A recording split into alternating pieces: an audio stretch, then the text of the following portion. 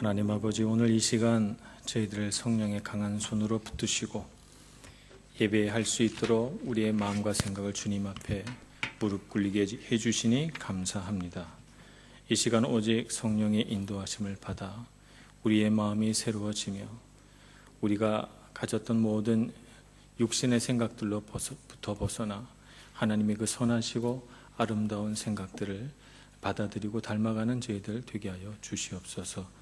이 시간 우리 삶을 누르고 있던 모든 염려와 근심으로부터 벗어나기를 소망합니다.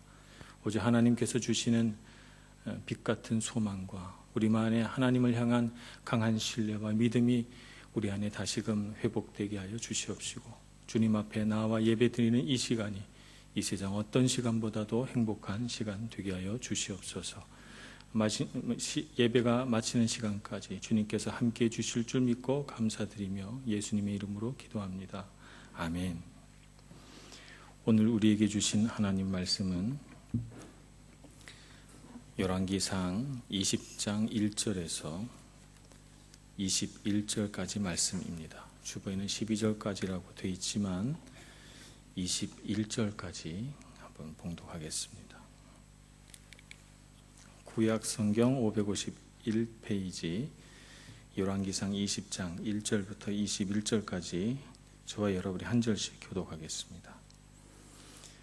아람의 벤 하닷 왕이 그의 군대를 다 모으니 왕 32명이 그와 함께 있고 또 말과 병거들이 있더라. 이에 올라가서 사마리아를 에워싸고 그곳을 치며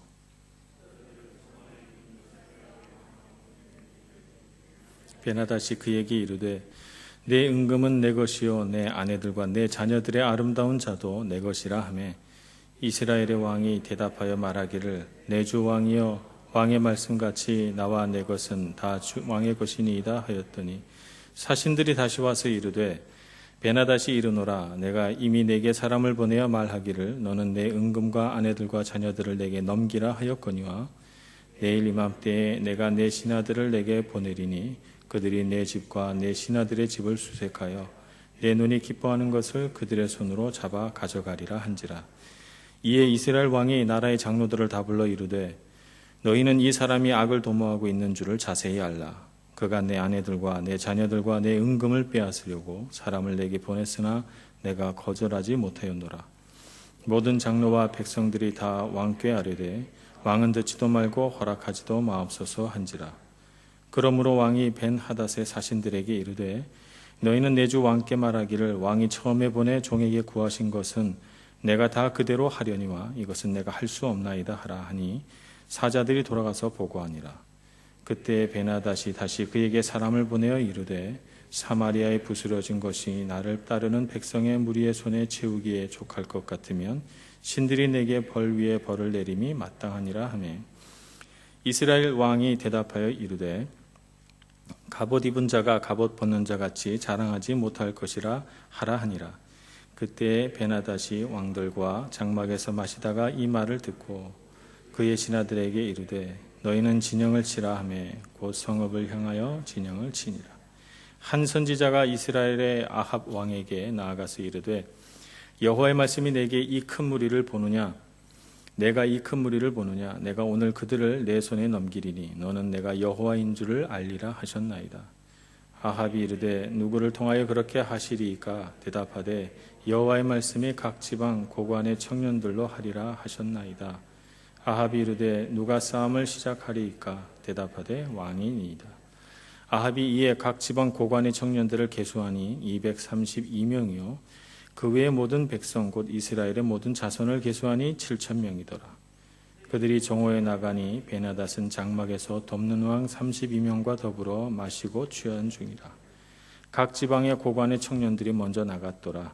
베나닷이 정탐꾼을 보냈더니 그들이 보고하여 이르되 사마리아에서 사람들이 나오더이다 하매 그가 이르되 화친하러 나올지라도 사로잡고 싸우러 나올지라도 사로잡으라 하니라. 각 지방 고관의 청년들과 그들을 따르는 군대가 성읍에서 나가서 각각 적군을 쳐 죽이매 아람 사람이 도망하는지라.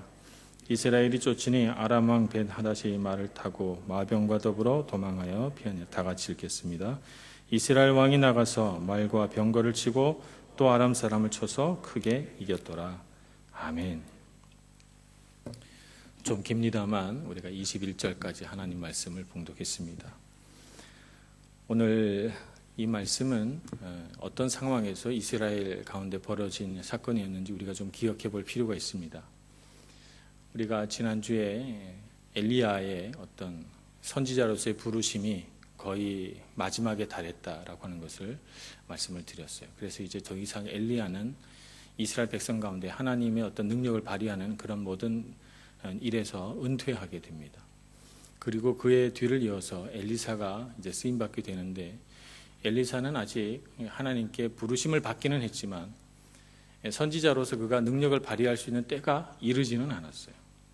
그래서 엘리야가 엘리사를 데리고 아마 광야 가운데로 가서 아마 선지자 교육을 시키고, 요즘 뭐로 말하자면 제자 훈련을 이제 시키는 과정이었겠죠. 그래서 열심히 훈련시키고 있는 과정이에요. 그래서 엘리야도 엘리사도 없는 영적인 공백기가 이스라엘 가운데 찾아오게 됩니다. 이런 영적인 공백기 가운데 아람 민족이 북쪽에서부터 아래로 쳐내려오기 시작한 것입니다. 아람이라고 하면 오늘날의 시리아에 해당되는 지역인데, 고대로부터 지금까지 다마스쿠스 혹은 다메섹이라고 하는 곳이 그들의 성읍이었죠. 그래서 그곳에서 무려 32명이나 되는 왕들을 거느리고 대군을 형성해서 전쟁을 하러 내려오게 됩니다. 사마리아가 북이스라엘 중간쯤 있는 도시니까 그곳까지 파죽지세로 쳐내려와서 사마리아 성을 에워쌉니다. 그리고는 사신을 보내죠. 첫 번째 사신은 항복을 요구합니다. 너의 아내와 너의 백성들과 너의 자녀들과 모든 금과 은들은 다 내 것이다. 이 말은 무조건적인 항복을 하고 너의 나라 북이스라엘은 나의 속국이 되어라 라고 하는 말이죠. 그 말에는 선뜻 그러하겠다고 아합 왕이 대답합니다만, 두 번째 사신을 보내서는 말하기를 이제 내가 내 군사들을 보내서 내가 갖고 싶은 대로 아름다운 것들을 취하겠다 이렇게 말합니다. 그것은 무슨 말인가 하면 약탈을 할 때는 약탈도 허용하라 하는 말이에요. 약탈을 하게 되면 백성들이 받는 고통과 이 피해는 뭐 가히 말로 다 형용할 수가 없게 되는 것이죠. 그러니까 그 순간에는 아합 왕이 도저히 그 일을 허락할 수가 없게 되는 것입니다. 그래서 장로들을 불러 모으고 이 일은 허락할 수 없으니 어떻게 하면 좋겠느냐 이렇게 말합니다. 그래서 전쟁을 해야 되겠다 이렇게 결정이 나서 이제 사마리아 성을 경계로 해서 아람 군대와 이스라엘 군대가 대치하게 됩니다. 바로 이 순간 이름 모를 한 선지자가 등장을 해서 하나님께서 아람 군대를 아합 왕의 손에 붙이셨다고 선언합니다. 그리고 하나님께서 반드시 이기게 해주실 거라고 말하지요. 그렇게 해주시는 까닭은 바로 내가 여호와인 줄 알게 하려는 하나님의 뜻이 거기에 담겨져 있습니다. 그것을 보니 아합 왕이 비록 아내 이세벨로 인하여서 우상숭배를 많이 하고 백성들로 하여금 그것을 장려하는 왕이기는 하지만 하나님을 섬기는 마음은 완전히 사라지지 않고 그 마음 가운데 있었다라고 하는 것을 우리가 엿볼 수가 있습니다. 그래서 비록 엘리야는 없지만 이름 모를 한 선지자가 왕궁에서 아합 왕에게 이렇게 영적인 조언을 할 수 있는 이런 분위기 가운데 있었던 것이죠. 그래서 그 선지자를 통해서 하나님의 음성을 듣는데, 누구를 전쟁에 주축으로 해서 싸우면 좋겠습니까? 했더니 232명에 달하는 그 지방 장관들의, 지금 우리 지방 장관, 어떤 주의 주지사 이런 형태가 아니라 고대에는 각 지방마다 호족이 있고 귀족들이 있고 그 귀족들을 규합해서 한 나라가 형성되니까 그 귀족들이 형성한 그 작은 성읍들마다 자기네들의 자체적인 군사력이 있습니다. 그러니까 이 232명의 지방 호족들의 자녀들로 구성된 군대가 이 전쟁을 주도하게 하라 이렇게 하나님 명령하시죠. 누가 먼저 공격할까요? 그랬더니 아합 왕 네가 먼저 공격해라 이렇게 하나님께서 말씀하시죠. 이렇게 해서 232명의 지방 장관들의 자녀들이 무리지어서 말을 타고 앞으로 나가게 되고, 그 뒤를 호위하기 위해서 각 지방에서 따라온 이 호족들의 군사들이, 지방 장관들의 군사들이 그 뒤를 잇게 되는데 많지도 않습니다. 한 7천 명 정도 되는 군사들이 뒤를 잇습니다. 군사적인 관점에서 보면 상당히 좋은 전략이라고 할 수 있습니다. 지방 장관들이 모여서 만들어진 연합군 형태니까 그 안에 굳은 결속력이 있기 어려운데 지방 장관의 아들 232명을 이렇게 모아가지고 앞에 내보내니까 온 나라와 민족이 하나가 되죠. 그래서 자기 아들을 지키기 위해서라도 아마 군사들에게 최선을 다해서 싸우라고 그렇게 명령해 뒀을 것입니다. 근데 사실은 이런 전략보다도 이 전쟁을 하러 나가는 사람들에게 있어서 더 중요했던 것은 하나님이 이 전쟁을 이기게 해 주실 거라는 믿음이에요. 이 전쟁은 하나님 분명히 이기게 해 주신다고 약속하셨다라고 하는 믿음이 이들 마음 가운데 깔려 있기 때문에 사실 그런 인간적인 관점에서의 전략보다도 이건 우리가 이긴 싸움이야 라고 하는 생각을 가지고 나갔기 때문에 비록 10,000명도 되지 않는 작은 군사로 아람 군대를 맞서러 나가지만 그들은 두려워하지 않았어요. 아람 왕의 입장에서 보면 저들은 이미 진 거나 다름없다고 생각해서 여기 보면 12절, 16절 두 차례에 걸쳐서 아람 왕 벤하닷의 태도가 나오는데 항상 술에 취해 있어요. 술을 마시고 있는 거예요. 상상을 해보세요. 얼마나 이 승리에 대해서 그가 확신했는지 전쟁터에 나가서 진을 펼치고 거기서 32명의 자기네들 그 수하의 왕들과 함께 술을 마시고 있는 거예요. 전쟁터에서. 그날도 술을 마시고 있었는데 7,000명 정도밖에 되지 않는 그것도 제일 앞에 선 말을 탄 무리들을 보니 다 새파랗게 젊은 사람들이에요.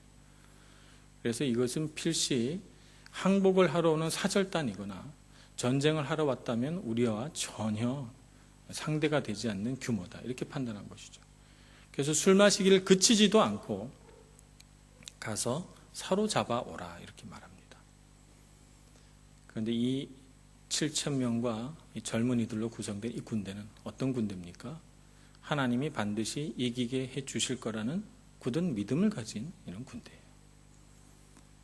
그러니까 이 아람 민족이 몇만 명을 데리고 왔든 몇십만 명을 데리고 왔든 그들 눈에는 아무것도 아닌 것이죠. 그래서 이 7,000여 명밖에 되지 않은 군사들이 아람 군대를 파죽지세로 이기고 나가기 시작합니다. 그제서야 술자리를 걷어치운 왕은 허겁지겁 말을 타고 도망가기 시작합니다. 그야말로 어이없는 패배죠. 정말 누구도 생각하지 못했고 예상하지 못한 패배를 맛보게 되고 이스라엘 백성들은 과연 하나님은 살아계시다 하는 사실을 그들의 피부로 느끼고 받아들이게 됩니다. 그래서 전쟁에서 우리가 반드시 이길 거라고 하는 믿음보다 더 좋은 전략이 없어요. 우리가 질 거라고 생각하면 수십만 명의 군대를 데리고 아무리 좋은 병기를 지녔어도 전쟁은 지게 되어 있습니다. 그러나 이길 것이다, 분명히 이긴다라고 하는 생각 가운데 싸우면 어떤 전쟁에서도 승리할 수 있는 비법은 나오기 마련입니다. 오늘 우리가 이 세상을 살아가면서 수많은 전쟁터를 체험합니다. 그리스도인에게 있어서 전쟁터라고 하면 참 우리의 삶 자체가 사실은 전쟁터입니다. 수많은 영적인 싸움들이 우리의 삶 가운데 있어요. 간혹 우리가 이제 영적인 전쟁을 해나가면서 우리의 상대를 잘못 아는 수가 있습니다. 그래서 우리의 어떤 영적인 싸움의 상대는 누구예요? 우리 영적인 싸움의 상대는 우리를 하나님의 품에서 떼어내려고 하는 사탄 마귀, 그리고 내 안에 있는 어떤 죄성, 이런 것들이 우리 싸움의 상대자라고 볼 수 있는데, 그래서 성경에 보면 우리의 싸움은 혈과 육에 관한 것이 아니다라고 이렇게 선언을 해놨는데, 많은 사람들이 사람하고 싸워요. 사람하고. 아내는 남편하고 싸우고, 남편은 아내와 싸우고, 교회 안에서도 교인들끼리 막 싸우고, 그러면서 사탄이라고 부르죠. 상대방은 사탄의 자식이라고 그러면서 싸웁니다. 싸움의 상대자를 잘못 알고 있는 것이죠. 우리의 싸움은 혈과 육에 관한 것이 아니라 하나님 나라의 거룩한 싸움은 사탄과의 싸움이고 우리 안에 있는 죄성과의 싸움입니다. 그래서 우리의 전쟁터가 어디에 있는지를 분명히 알고 우리의 싸움 상대자를 분명히 우리가 잘 골라서 싸워야 우리 영적 전쟁에서 이길 수 있는 것입니다. 우리가 싸우는 전쟁터는 세 가지 종류의 전쟁터가 있어요. 첫째는 우리 생각이라고 하는 전쟁터가 있죠. 이 생각이라고 하는 전쟁터에는 우리가 맞서 싸워야 할 아주 두 가지의 아주 큰 견고한 진이 있는데 그것이 바로 열등감과 죄책감입니다. 많은 사람들이 열등감과 그 뒷면에 붙어있는 우월감, 이 두 가지 사이에서 요동을 칩니다. 열등감을 가지고 있으니 때로는 자기 자신을 심하게 비하하거나 혹은 우월감에 빠져서 심하게 다른 사람들을 얕보고 그 위에 군림하려고 하는 잘못된 태도를 가지게 됩니다. 그런가 하면 죄책감 가운데 있으니까 늘 자기 때문에 뭔가가 잘못된 것 같고 죄책감이 깊으니까 하나님이 날 사랑해 주시지 않을 것 같은 늘 나 때문이야 라고 하는 이런 죄책감 속에서 살아가는 이런 모습들을 봅니다. 이런 것들은 우리 생각 가운데 견고한 진을 형성해서 하나님을 만날 수 없도록 우리를 가두어 놓습니다. 그렇기 때문에 우리는 이러한 견고한 진을 파하면서 나가는 능력을 가져야 됩니다. 그런 능력을 하나님께서 우리에게 주셨다 이렇게 성경은 설명하고 있습니다. 고린도후서 10장 3절에서 5절 말씀에 보면 너무나도 유명한 말씀이 적혀져 있죠. 우리의 싸우는 병기는 육체에 속한 것이 아니요 오직 하나님 앞에서 견고한 진을 파하는 강력이다 이렇게 설명하고 있습니다. 그래서 우리는 이런 견고한 진을 파하기 위해서 우리의 생각 가운데 항상 믿음을 가지고 그것을 파해내고 또 우리 생각 가운데 잘못된 생각이 들어오기 전에 내 자신이 부끄럽다든지 혹은 우리 마음속에 깊은 열등감과 잘못된 우월감이 들어오지 않도록 파수꾼을 세워야 됩니다. 생각에 파수꾼을 세워야죠. 그래서 그런 생각이 들어올 때마다 그런 생각을 거절해야 돼요. 근데 많은 사람들이 그런 생각을 거절하지 못하고 받아들여서 그것을 품고 괴로워합니다. 그것부터 벗어나야 되겠죠. 또 한 가지 영역은 마음이죠. 마음이라고 하는 이 영역에서의 싸움도 치열합니다. 우리 잠언에 보면 무릇 지킬 만한 것보다 더욱 내 마음을 지키라. 생명의 근원이 이에서 남이니라 라고 하는 말씀이 있습니다. 마음을 우리가 잘 지켜야 됩니다. 우리 마음 가운데 치열한 싸움들이 벌어지죠. 마음과 생각이 어떻게 다를까요? 생각은 이성적인 영역에 해당이 된다면 마음은 우리의 감정과 우리의 어떤 기억과 이런 것들이 모아져 있는 곳입니다. 그런데 바로 이런 부분에 쓴뿌리가 이렇게 들어와 있는 것이죠. 예전에 상처받은 기억들, 그래서 그것 때문에 솟아오르는 감정들이 있습니다.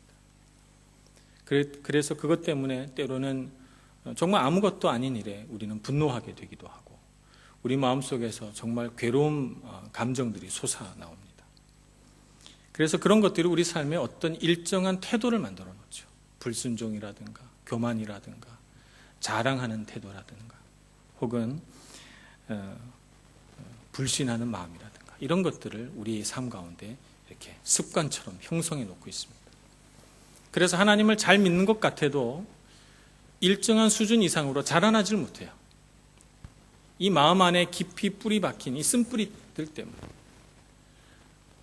우리가 나무를 키워보면 나무가 작을 때는 우리가 그 나무를 이렇게 뽑아내려고 할 때, 옮겨 심는다고 할 때, 그냥 주위를 이렇게 둘러 파서 잔뿌리들을 끊어내고 나무를 이렇게 쏙 빼내면 됩니다. 그러면 작은 나무는 금세 땅에서 파낼 수가 있어요.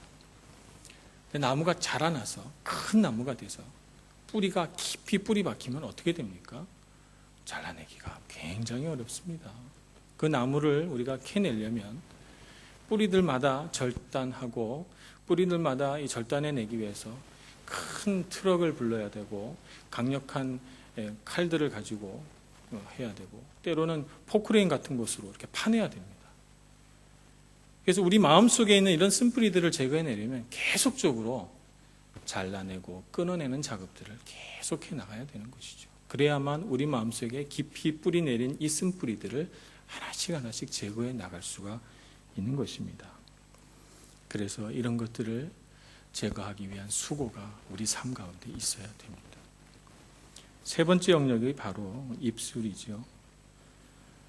잠언서 18장 21절에 보면 이런 말씀이 있습니다. 죽고 사는 것이 혀의 권세에 달렸나니 혀를 쓰기 좋아하는 자는 그 열매를 먹으리라 라고 하는 말씀이 기록되어 있습니다. 말에는 힘이 있습니다. 그것이 부정적인 말이든 긍정적인 말이든 말에는 힘이 있어요. 그래서 어떤 사람이 전혀 모르는 사람에게 만약에 우리 교회 새로 등록한 새신자를 소개한다고 할 때 그 사람 제가 만나봤는데 좀 이상한 것 같아요. 어떤 구체적인 거를 말하지 않고 제가 만나면 좀 이상해요. 이렇게 말한다고 치면 나는 그 새신자를 전혀 모르는데 교회에서 이렇게 만나볼 때 어떤 생각이 들어요? 좀 이상하다는데 이렇게 되죠. 그게 말의 힘이에요. 그런데 똑같은 사람을 놓고 어떤 사람이 요번에 새신자 등록했는데 참 좋은 분이 등록하셨어요. 이렇게 말하면 그냥 나는 모르는 사람이고 말도 걸어보지 않았는데 좋은 사람이라는데 정말 그렇게 보인다라고 생각할 거예요. 그죠? 이 말의 힘입니다. 말에는 힘이 있어요. 그래서 말을 어떻게 사용하느냐에 따라서 삶의 질이 달라지는 것입니다. 어떤 사람은 계속해서 부정적인 말, 비판적인 말, 누군가를 해하는 말을 하면서 스스로 그 모든 사람들을 통제하고 조종할 수 있다라고 하는 환상 속에 빠집니다. 그러나 그것은 하나님이 원하는 것이 아니죠. 우리 입술을 우리가 스스로 잘 단속할 수 있어야 됩니다. 영적 전쟁을 해야 되나 봐요. 스피커와. 우리 입술을 하나님께서 잘 사용하게 해달라고 우리 입술에도 파수꾼을 세워야 합니다. 하나님 앞에서 우리가 범죄하지 않기 위해서 말의 영향력을 알고 정말 우리가 우리 입술로 잘못된 말, 죄된 말들을 하지 않도록 하기 위해서 늘 근심하고 조심해야 됩니다. 이런 것들이 바로 우리가 싸워야 할 영적 전쟁인 것입니다. 영적 전쟁을 해나가기 위해서 우리가 나갈 때 우리가 반드시 알아야 할 것이 있습니다. 이스라엘 군대가 전쟁터로 나가면서 이 싸움은 우리가 이겼다라고 생각했던 것처럼 우리도 동시에 영적 전쟁터로 가면서 어떤 생각을 가져야 할까요? 이건 내가 이긴 싸움이다 라고 하는 생각을 가져야 됩니다. 사탄의 권세는 절대로 우리를 하나님의 품에서 떼어낼 수가 없어요. 이미 예수님께서 십자가에 달리신 그날로부터 사탄은 백전백패라고 선언이 됐습니다. 그런데 많은 그리스도인들이 영적 전쟁에서 내가 열심히 싸워야지만 승리할 수 있다고 믿어요. 그렇지 않습니다. 우리의 싸움은 이미 결정이 났어요. 우리가 이긴 것으로 결정이 났죠. 그렇기 때문에 우리는 이 싸움은 내가 이겼다라고 생각을 하고 나아가야 됩니다. 그래서 우리가 가장 먼저 해야 할 일이 아무리 우리 삶 가운데 시험이 오고 고통이 오고 시련이 와도 마음의 평안을 잃어버리지 말아야 돼요. 마음의 평안을 잃어버리지 말아야 돼요. 이것은 곧 사탄이 우리를 흔들고 하나님 품에서 막 떼어내려고 우리의 옷자락을 자꾸 흔들 때 우리가 우리의 손을 쫙 펼쳐서 하나님의 그 넓으신 어깨를 꽉 껴안고 하나님, 나는 주님의 것입니다 라고 고백하는 것이죠. 절대로 우리를 하나님의 품에서 떼어낼 수 없습니다. 그것이 평안입니다. 그래서 우리가 인생에 불행을 당하거나 어려움이 있거나 슬픔이 있거나 때로는 우리가 실패하거나 내 뜻대로 되지 않아도 우리는 그 평안을 잃어버려서는 안 됩니다. 나는 하나님의 주권 아래 하나님의 섭리와 사랑 안에 있다라고 하는 평안, 이 평안을 잃어버려서는 안 됩니다. 이것은 사탄을 꼼짝 못하게 하는 능력입니다. 그렇게 하고 나서 우리는 우리 삶 가운데 정말 필요한 것이 믿음의 교제가 있어야 돼요. 우리 교회에 정말 그런 믿음의 교제가 있기를 원합니다. 믿음 있는 사람들과 같이 만나서 교제하는 기쁨이 있어야 돼요. 그래서 마음과 마음을 나누고 내가 싸우는 이 싸움 가운데 다른 믿음의 동력자들을 초대해야 돼요. 그래서 그 싸움들을 이야기하고 서로 격려하고 위로하고 하는 일들이 우리 삶 가운데 있어야 우리가 영적 전쟁에 더 능한 용사가 됩니다. 세 번째는 성령 안에서 기도하는 것이죠. 기도할 때 그냥 기도하는 것이 아니라 성령 안에서 기도하는 것이죠. 오늘 우리 찬양할 때 마지막 찬양하면서 제가 마음에 아주 뭉클한 감동을 받았어요. 이 시간에 성령 하나님 오시옵소서 이렇게 초대하는 찬양을 하면서 우리 마음 가운데 정말 성령께서 함께하는 기도를 하나님 앞에 올려드릴 때 정말 우리의 기도가 강력한 기도가 되는 것이죠. 어떤 싸움에서도 이길 수 있는 그런 강력한 무기가 됩니다. 오늘 이 시간 하나님 앞에 기도하면서 우리 안에 그런 능력들이 세워지기를 소원합니다. 어떤 경우에도 평안을 잃어버리지 마시고 우리와 함께 하시는 하나님을 의지해서 성령으로 기도하시는 여러분들이 되시기를 바랍니다. 설령 내 믿음이 떨어질 때라도 믿음 좋은 사람이 우리 주변에 있다면 손 뻗어서 기도해 달라고 요청하시고 믿음의 교제를 나누시고 힘을 내셔서 마지막까지 믿음의 경지를 끝까지 달려가시는 여러분들 다 되시길 바랍니다. 기도하겠습니다. 은혜가 많으신 하나님 아버지, 주님의 크신 사랑으로 붙드시고 성령의 능력으로 기름 부어주셔서 우리로 하여금 어떠한 영적인 전쟁터에서도 물러서거나 패배하거나 하나님을 정말 마음 아프시게 하는 일이 없도록 저희들을 지켜주시옵소서. 우리 안에 강한 힘을 부어주셔서 믿음으로 기도하는 저희들 되게 해주시고 영적 전쟁터에서 항상 승리하는 저희들 되게 하여 주옵소서. 예수님의 이름으로 기도합니다. 아멘.